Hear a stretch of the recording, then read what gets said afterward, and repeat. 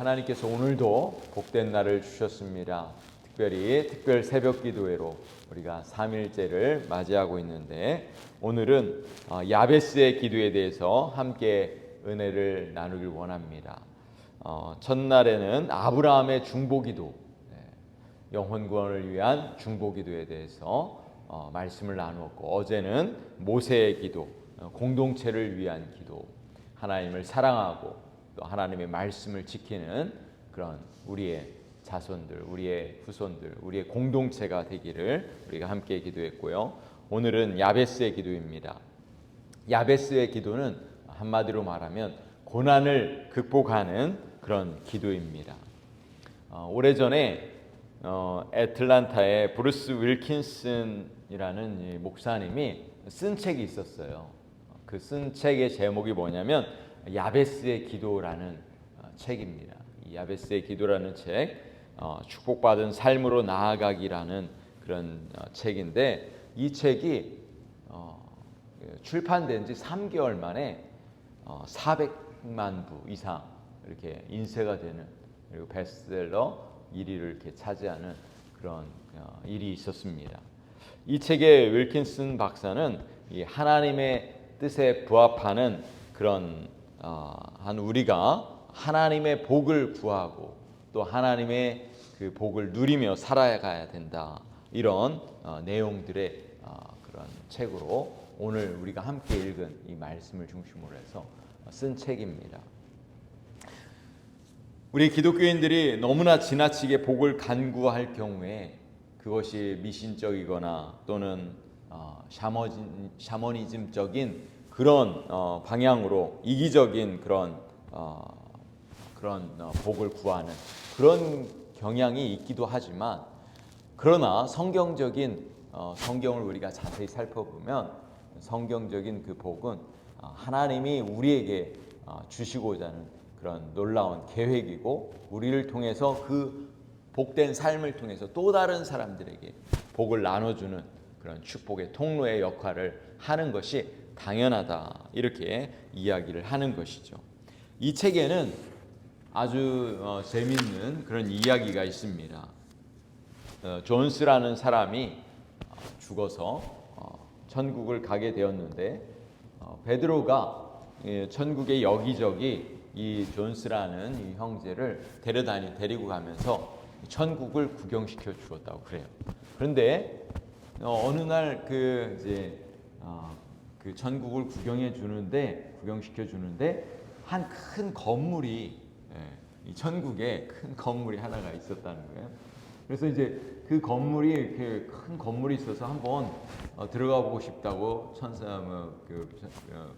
베드로한테 이야기를 하니까, 베드로가 이제 그 건물을 소개해 주면서 이렇게 보여줬어요. 그랬더니 그 건물에는 정말 그 건물 가득하게 온 그 사방에 그 박스가, 하얀 박스가 있는데, 그 박스에 빨간 리본이 이렇게 달려 있는 거예요.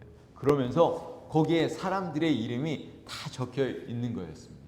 그래서 이 존스라는 형제가 이렇게 자세히 보니까 자기의 이름도 거기에 있냐고 물어보고, 또 그 상자를 한번 열어보면 어떻겠냐고 이렇게 물어봤어요. 그러자 이 베드로 천사가 이제 얼굴을 약간 이제 찌푸리면서 가능하면은 그 상자를 열어보지 않았으면 좋겠다, 이런 이야기를 하는 거예요. 그래서 그래도 이 존스라는 형제는 자기의 이름이 적힌 상자가 있으니까 한번 좀 열어봤으면 좋겠다, 이렇게 부탁을 했어요. 그래서 할 수 없이 열어보니까 그 상자에는 하나님께서 예비해 놓은 그 존스라는 형제가 이 땅에서, 세상에서 살 때 누려야 할 놀라운 그 축복의 그 제목들이 그 안에 담겨져 있는데, 안타깝게도 그 복을 누리지 못한 그런 그 제목들이 그 안에 있었다는 것입니다.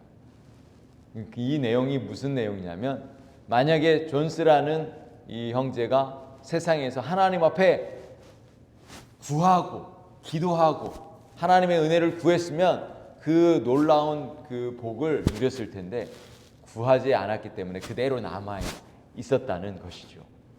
이 이야기가 주는 메시지는 뭐냐면, 이거는 이제 지어낸 이야기지만 무슨 이야기냐? 이 땅에 사는 동안에 하나님 앞에 은혜를 구하라는 거예요. 하나님의 복을 구하라는 거예요. 그런 의미로 이제 이런 이야기를 소개하고 있었던 것이죠. 여러분, 그런데 이 이야기는 사실 성경을 살펴보면 오늘 야베스가 기도한 그런 내용과 동일한 내용이라는 사실을 우리는 알 수 있습니다. 여러분, 성경의 오늘 본문에 나오는 이 야베스가 누구일까요? 여러분, 우리가 아마 들어보셨을 거예요. 그런데 이 야베스는 아주 독특한 인물입니다. 이 역대상 1장에서부터 9장까지는 족보 이야기예요. 족보 이야기인데 다 사람의 이름이 그냥 사람의 이름만 소개하고 있는데, 유독 이 야베스는 이 4장에 등장하는 이 야베스의 이름은 그 이름뿐만 아니라 그 스토리를 몇 절에 2절에 걸쳐서 이 야베스를 소개하고 있다는 것입니다. 야베스는 다윗왕의 혈통인 유다 지파에 속해 있었고, 그의 집안은 3장은 왕족에 대해서 이야기를 하지만 4장은 별로 유명하지 않은 사람들의 이야기가 나오는 것이죠.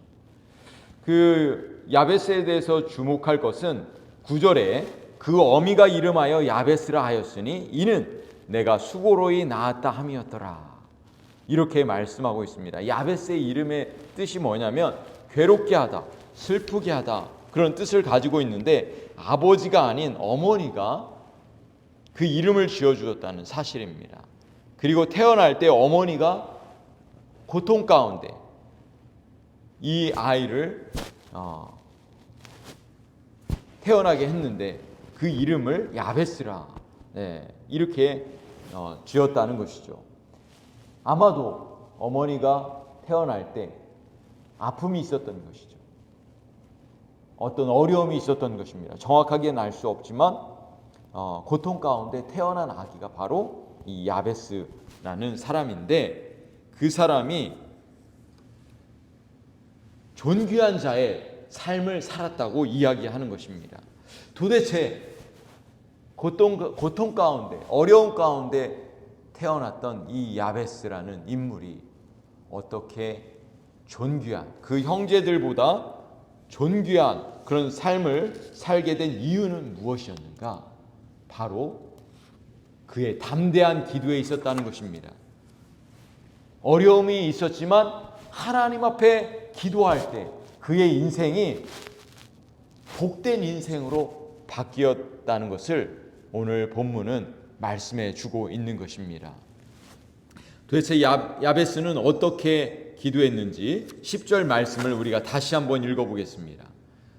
야베스가 이스라엘 하나님께 아뢰어 이르되 주께서 내게 복을 주시려거든 나의 지역을 넓히시고 주의 손으로 나를 도우사 나로 환난을 벗어나 내게 근심이 없게 하옵소서 하였더니 하나님이 그가 구하는 것을 허락하셨더라.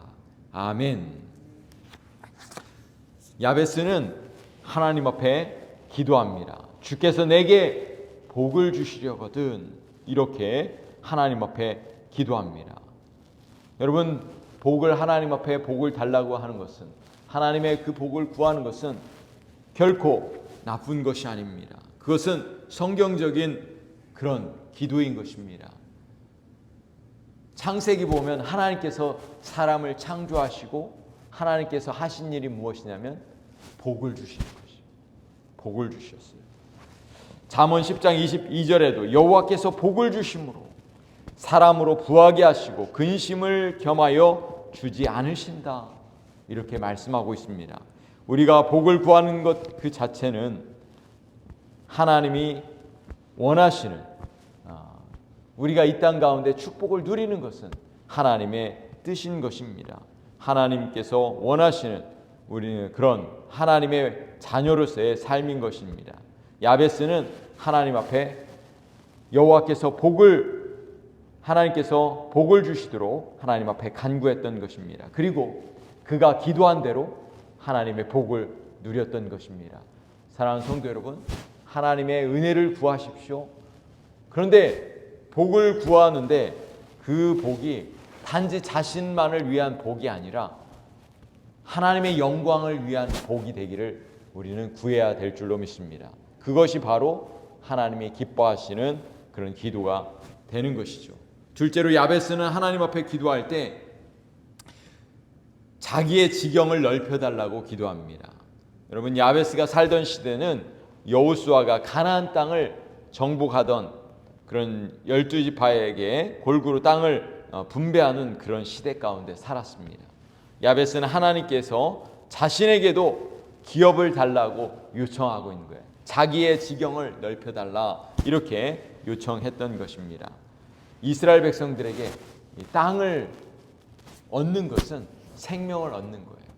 그래서 이 야베스가 지경을 넓혀달라고 기도하는 것은 하나님께서 자신의 인생 가운데 기회를 달라고, 또 그것을 통해서 후손들에게 하나님의 은혜를 구하는, 그 복을 통해서 지경이 넓혀짐으로 해서 하나님의 영광을 드러내는 그런 기회를 달라고 요청하는 그런 기도였던 것입니다.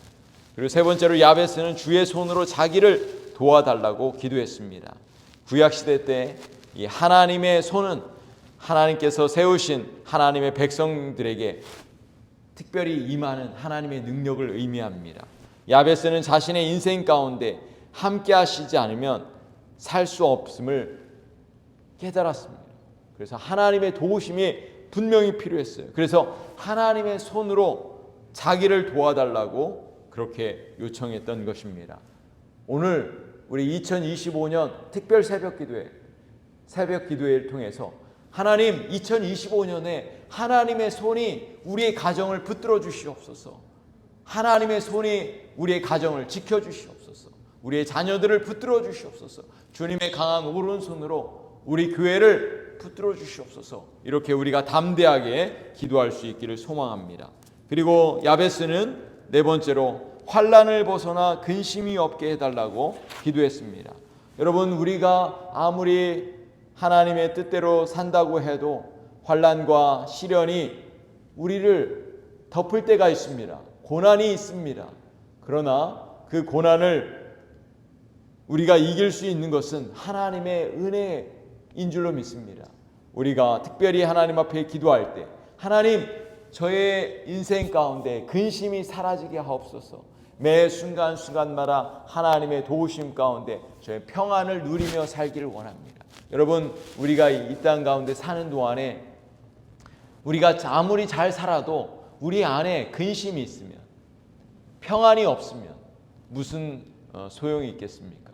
우리 교회 가운데 우리가 하나님의 일을 많이 하고 선교를 하지만 우리 안에 평안이 없으면, 근심이 있으면 우리가 얼마나 힘이 들겠습니까?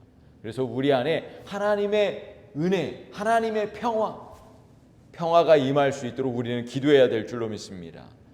근심이 사라지고 하나님이 주시는 평안을 누리는 우리의 가정, 우리의 교회, 공동체가 되어줄 수 있도록 우리는 기도해야 될 줄로 믿습니다.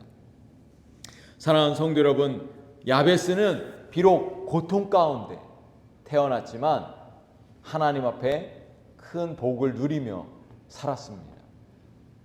놀라운 사실은 이 역대상에 기록된 이 야베스는 처음에 고통 가운데 태어났지만 역사적인 자료에 의하면 그는 당대의 가장 유명한 율법학자가 되었다고 합니다.